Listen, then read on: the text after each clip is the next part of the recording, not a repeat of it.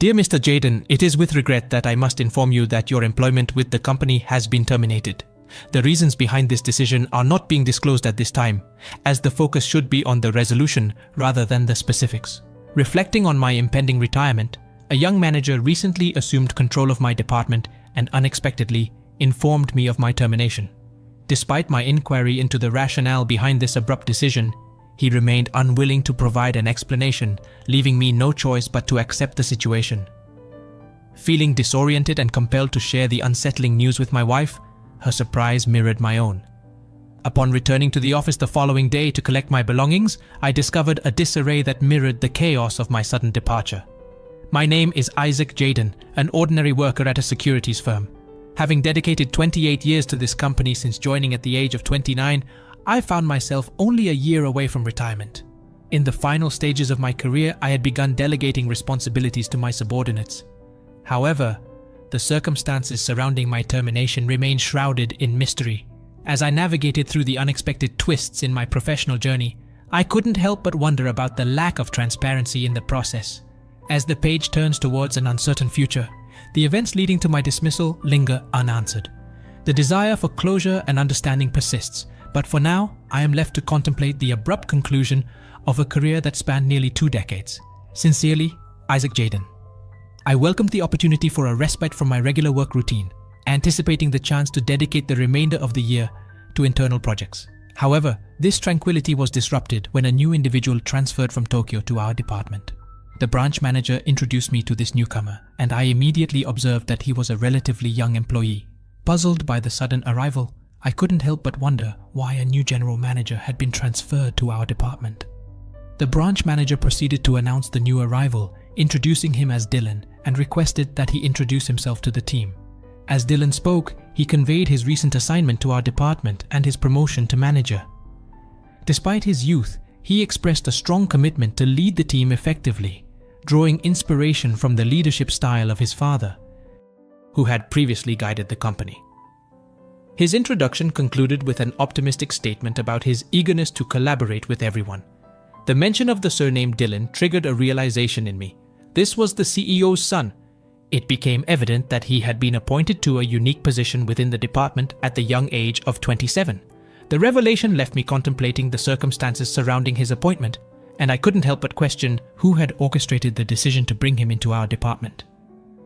As I grappled with these thoughts, the curiosity surrounding the CEO's son and his role in our department lingered, leaving me with an unspoken inquiry about the origin of this significant decision.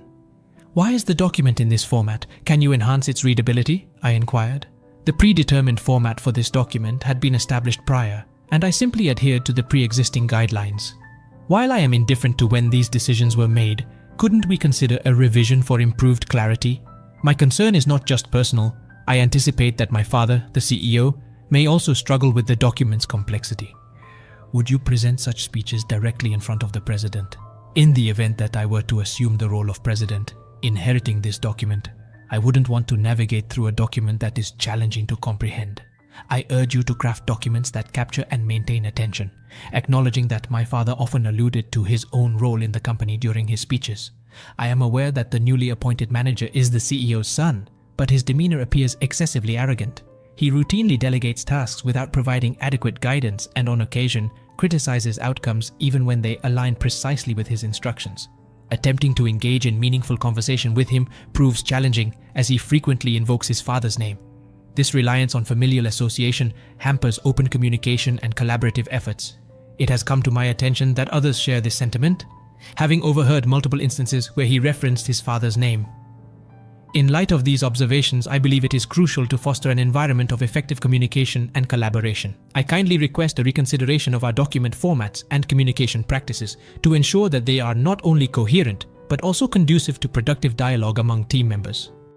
I had paid little attention to him, preoccupied with the impending retirement looming in that very year. "Mr. Jayden, could you please come in here for a moment? Can I assist you with something?" he inquired. "Let's talk in private in the meeting room," he added. Following my lunch break, I returned to my desk to resume my work, only to be immediately summoned by the manager. Puzzled and somewhat anxious, I wondered what transgression had led to this abrupt meeting. Was it related to a new client, an issue with the previous one, or perhaps something more severe. The uncertainty loomed large as I had no inkling of the reason behind the sudden summons.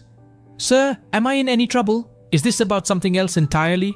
I cautiously inquired upon entering the meeting room. The manager's response was elusive, assuring me it was a different matter, but providing no further details. The ambiguity persisted as I took a seat, contemplating the purpose of this unexpected summons. "Please have a seat," he said. Nervously, I complied, awaiting an explanation for the mysterious meeting. The manager, cutting straight to the point, declared, "Yes, sir. I'm going to be direct, Mr. Jayden. You're fired." Stunned by the sudden and blunt announcement of my dismissal, I found myself at a loss for words. As he spoke, the manager extended a termination letter across the table. While he proceeded, I struggled to process the abrupt end to my tenure, desperately attempting to recall the events or actions that might have led to this unexpected outcome.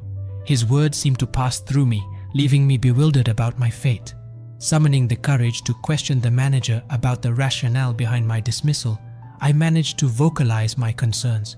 However, my inquiries were met with a lack of specificity as the manager merely asserted, "This matter has already been decided." Dissatisfied with the vague response, I persisted in seeking an explanation, only to be dismissed with a curt, "It's a decision that's been made. You're retiring next year anyway, so think of it as an early retirement." Unconvinced, I asserted that I still had a year left before retirement and was physically capable of contributing as effectively as any other employee. The manager countered with an insinuation about my completion of handovers and alleged lack of engagement in external tasks, questioning my physical capability. Defending myself, I asserted, "That is not correct. In any case, the decision to terminate me has been made. Leave the rest to us young people." The sense of unfairness lingered as I protested, "Don't you know who I am, Mr. Jayden? I could even inform the CEO if I wanted to." Unmoved, the manager coldly declared, "My decision aligns with the CEO's." With that, he left the room, leaving me in a state of daze, uncertain about the next steps to take after this unexpected turn of events. The abruptness and lack of clarity surrounding my dismissal left me grappling with the aftermath, searching for direction in the wake of an uncertain future. I found myself compelled to return home, rendered speechless by the unexpected turn of events. As I navigated the journey home, my mind raced with the weight of what I needed to convey to my wife. The looming question of how to share this news without causing undue worry hung heavy in my thoughts. Upon reaching home, I was greeted with warmth and the enticing aroma of dinner. "I'm home, welcome home, I've made dinner, I'll get changed and be there right away," my wife cheerfully announced. Torn between the desire to shield her from distress and the need for transparency, I decided to broach the topic of my termination during dinner. "I have something important to tell you," I began cautiously, aware that my wife had sensed my subdued demeanor earlier. "Does it have anything to do with you feeling down when you got home today?" she inquired perceptively. Unable to meet her gaze, I admitted, "Yes, I've been laid off from my job." I couldn't help but look down, bracing myself for the disappointment I anticipated would reflect in her eyes. To my astonishment, her response took me by surprise. "I'm so happy you have left your company at last," she exclaimed, exuding an unexpected joy. The contrast between my apprehension and her elation left me momentarily bewildered. Seeking confirmation, I looked up, and her smiling face greeted me, radiating an inexplicable sense of contentment. "You put in so much effort. Let's take it easy from now on," she suggested, her positive outlook eclipsing any potential disappointment. As I observed my wife's genuine happiness and lack of resentment for my abrupt dismissal, a wave of relief washed over me. In her understanding and support, I found solace amidst the uncertainty of what lay ahead. "I'm off to work," she said. "Have a safe journey. I'm just going to get my stuff, and will return early." The following day, I headed to the office to collect my belongings. As I stepped into the familiar workspace, an unusual atmosphere hung in the air. Questions loomed in my mind. What had transpired? And who or what was responsible for this abrupt change? The identity of the culprit or the cause behind the unsettling vibe eluded me. As I traversed through the office, a phone call disrupted the already tense atmosphere. "There's a phone call for you, sir," a colleague informed me. Another call in these circumstances? The concern deepened as I approached my floor, finding the manager in a state of panic. What's happened this morning?" I inquired, sensing an urgency in the air. The manager, visibly distressed, shared the unsettling news. "I just heard that our major clients are calling to cancel their contracts one by one, and we don't know why," he explained. Perplexed, I sought clarification from a colleague to understand the magnitude of the issue. According to my colleague, there had been a series of cancellations by large clients throughout the day. The individuals responsible for managing each major client were frantically trying to uncover the reasons behind this sudden exodus. As the day unfolded, the situation showed no signs of improvement. Despite the collective efforts, the number of cancelled contracts continued to rise. The general manager's face reflected the gravity of the situation, with a noticeable pallor overshadowing his usual demeanor. The persistent uncertainty surrounding the client cancellations had created an atmosphere of tension and unease, leaving everyone in the office on edge. Feeling the need to address the escalating situation, I approached the manager, but he dismissively stated, "I'm not in the mood for this right now. Can we finish this later?" Brushed aside, I proceeded to bid farewell to my colleagues. Amidst the exchanges of pleasantries, the manager's voice reverberated through the room, expressing his concerns. "Are you in contact with them? There will be a significant loss if we get any more cancellations. Do you realize that if that happens, the first people to be fired will be those below you?" he admonished.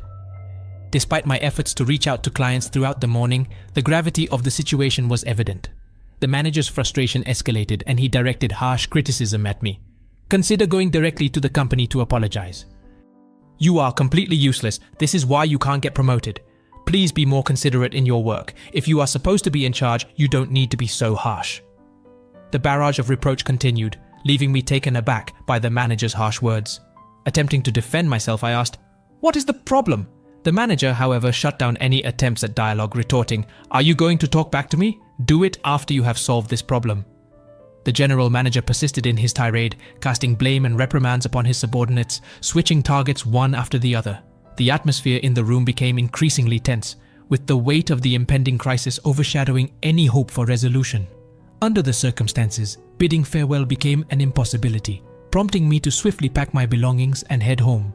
The reality of my termination sank in, leaving me with an acceptance that there was little I could do to unravel the mystery behind my dismissal. Upon sharing the news with my wife, her unexpected laughter set the tone for an unforeseen revelation. "Oh, your company. They actually had numerous contracts with our group companies," she divulged. As the owner of several restaurants under our company's umbrella, she explained that my former employer and her company had multiple contracts. However, she dropped a bombshell. I had been laid off, in part because she had decided to cancel all contracts with my erstwhile employer. Perplexed, I sought clarification. "Why would you do such a thing? Are you sure it's because I was laid off?" I questioned. Her candid response revealed a lack of regard for my former company.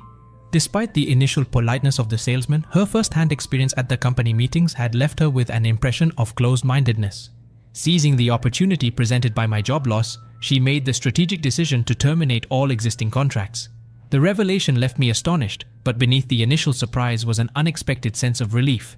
Despite the unfortunate circumstances leading to my departure, my wife assured me that it was an opportune moment to embrace a more relaxed lifestyle. As the chairman of a holding company overseeing renowned restaurants, she had already selected her successor and was ready to hand over the reins. Despite the premature nature of my retirement, she expressed a desire for us to take it easy and spend quality time together. Recognizing the years of hard work I had devoted to the company during my 28-year tenure, my wife's supportive stance and her willingness to transition into early retirement provided solace. Together, we embraced a leisurely lifestyle, marking the beginning of a new chapter in our lives.